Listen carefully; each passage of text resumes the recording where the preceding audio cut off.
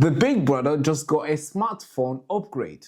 Yes, the UK government has confirmed plans for a shiny digital ID app, the BRICS card. Yes, BRICS card, designed to combat illegal migration, welfare fraud, and presumably too much freedom that we have in our life. Here's why I say this. The BRICS card is an app that nobody asked for, and now everybody will probably have to download. Its aim is to digitally store every single thing about you in this one app, from your national insurance, your driver's license, and all your IDs, and put everything into one place where nobody will ever breach. Yes. Think of it as a Pokemon Go, but instead of you catching Pikachu, it catches you if you have a valid migration status here in the UK. We believe the BRICS card will help stop illegal migrants from accessing public services, said one minister. While ignoring the NHS backlog and housing crisis, they want to focus on creating this one app, which is probably going to cost a lot of money than it would cost if they were just focusing on actually stopping them from entering the country in the first place. Initially, the app will be voluntary. Just like every single website, accepting cookies is also voluntary, which we all know this app will soon become a mandatory if you want to do anything in this country. Like you're looking for jobs? Well, show me your BRICS card. You want to rent a flat? Well, show me your BRICS card, eh? You want to buy some crisps at the convenience store at 10 p.m? Well, you better BRICS card it. That sounds so funny. Well, anyways, civil liberty group like Big Brother's Watch, privacy campaigners say it is a slippery slope.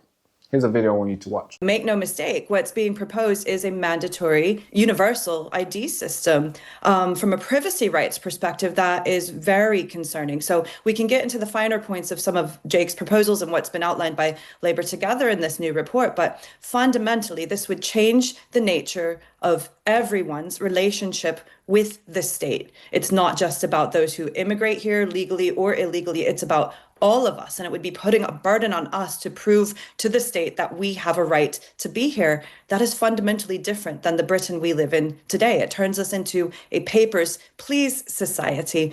We've had a really proud history here in the UK of opposing mandatory ID proposals in the past. So by that metric, it's difficult to imagine anything that's less British than this so-called BRIC card. And particularly you were making the point about vulnerable communities. Are you talking about people who aren't online?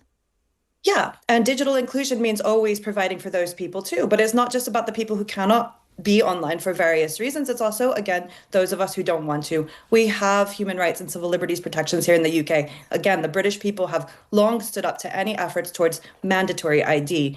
So Jake is saying that this could be nearly universal. Actually, what this report is proposing would be this mandatory universal digital ID. And we will always oppose that in any form. From a privacy rights perspective, that's taking us to a society that's quite dystopian, that's really increasing the surveillance state in a way that many of us will never be comfortable. While Yvette Cooper tried very hard to act like she's surprised with this idea coming back from the graveyard, because the last time we heard of something like this was in 2011 when the Labour Party introduced a failed ID card scheme, which obviously never went anywhere. Now, because they're in power, they can bring it back.